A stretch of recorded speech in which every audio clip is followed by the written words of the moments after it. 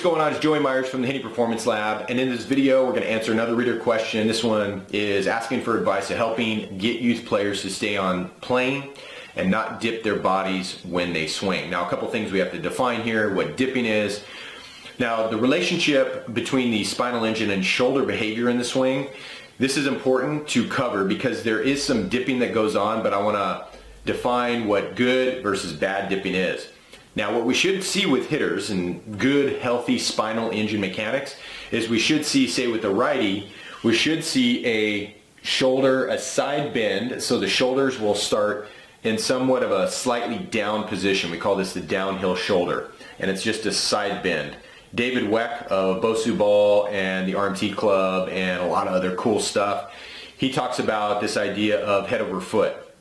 So the head kind of shifting slightly over towards the the stride landing foot, and the side bend is crucial to the actual opposite action that's going to happen is during the swing, and we're going to see the totter of the shoulders starting down, and then they're going to flip up as I start my turn. And then what we should see is this shoulder, if we track the left one for a righty, starts down, pops up, and then as we finish should be back down again. Think about those beautiful images of Mickey Mantle and Ted Williams and Babe Ruth, Lou Gehrig, and they're in their finish, and the righties are kind of in this position, the lefties are in this position, right?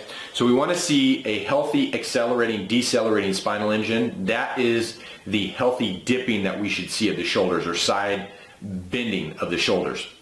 Now, causes of unhealthy dipping in the swing, body of the swing. So this can be caused by, I call it a collapsing backside. So one of the causes of this is head stability. So we'll see a hitter will go chin to chest when they're at impact, chin to chest here, like they're going right into their sternum with their chin. Sometimes we'll see the head go up. We'll see the bill of the cap go this way, and we'll see the rear ear go into the rear shoulder. So for righties, right ear, right shoulder. For lefties, left ear, left shoulder. There are some hitters in the big leagues that do this a little bit now. They used to do this actually more in the past. They've been cleaning it up. But Andrew McCutchen used to go chin to chest.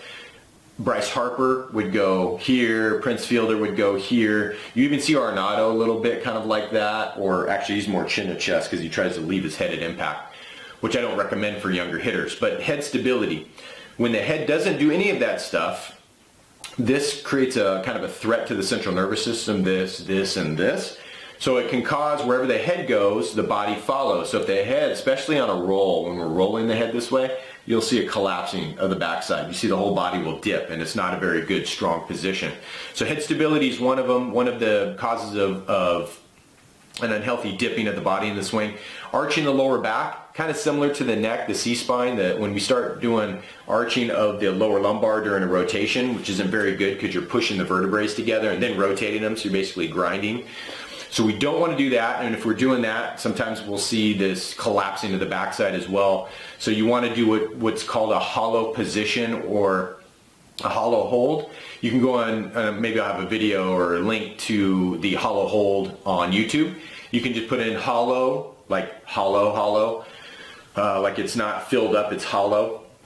Hold gymnastics on Twitter, and you can find a video on how to practice this. It's basically taking the curve out of our lower lumbar, lower back, and say, imagine if you're laying on your back on the ground like you're going to do a crunch, and you got your feet on the ground, your knees are up, and you go to crunch. Well, what you have to do first is you got to push your lower back into the ground.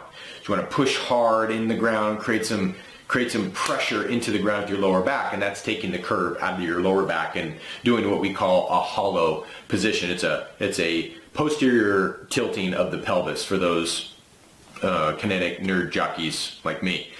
The other thing that could be causing dipping of the body in the swing is straightening out the back leg. And this tends to come with the head, it tends to come with an arch of the back. The glute fires, the back glute for a righty, the right glute, and the quad fires to straighten the knee.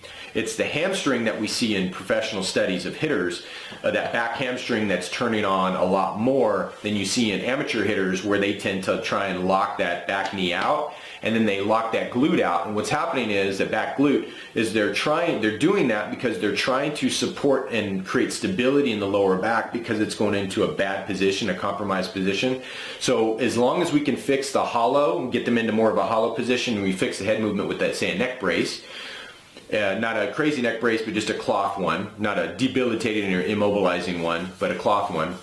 And I'll put the link probably down below in this, below this. If you're watching this in YouTube, go below in the About Us section, click the link, and it'll go to the link to the actual blog post, and I'll have a link to that drill, the neck brace drill. But if you can correct this, you can correct the lower back. Then you can start to work the hitter into bending that back knee a little bit more, using the hamstring and less of the quad and less of the glute. Those are, again, trying to protect that lower back. That can be a major cause of unhealthy dipping in the swing. Over-rotating the upper half. So I'm starting to actually see this a lot more in some of my, not in a lot of my hitters, but a few of them, where they're actually at impact, they're over-rotated, they're making contact almost behind themselves, and their sternum, in the middle of their chest, is out over in left field. So we got to get them to under-rotate. So we do a lot of like DT type drills and get them to try and pull the ball in DT. So where you set it up almost in line with the hitter's belly button and get them to kind of hook it around to slow down that sternum. But that could be a cause too, because they're out over here and they're unstable. The upper half over-rotating, we can also over-rotate the lower half. So we use a Velo Pro to strap it to the back hip and the back ankle, and we get them to try and keep their back heel on the ground and keep the back foot sideways. If they're over-rotating, it could cause a collapse of their backside as well. Again, we want to be effective between our 90 degrees of fair territory, and when we over-rotate either the upper or the lower half, then what we're doing is we're sliding our 90 over into foul territory over here, which doesn't do us any good, any of our hitters any good. And the last thing I want to add before we end this video is just core instability. There's things that you can do at the gym with your trainer. Hopefully your trainer is versed on mobility and stability exercises.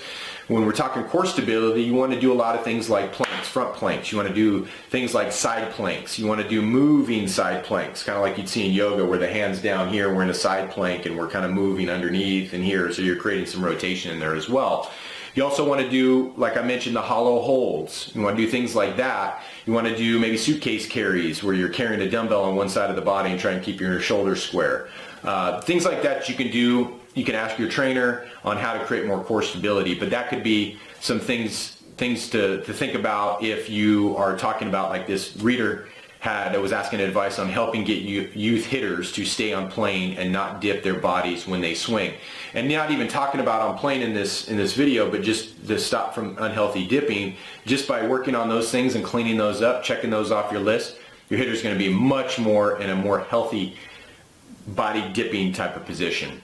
Make sure that we're swinging smarter by moving better. And before I let you go, the Hitting Performance Lab wants to know, did you know repeatable hitting power does not start in the hips? Have you heard the expressions, load and explode the hips? Power comes from the hips. Well, we created a free video revealing the results of a scientific study that will show you how we added 48 feet of batted ball distance instantly. And it's not all about the hips. Click here now to get the video while it's still free.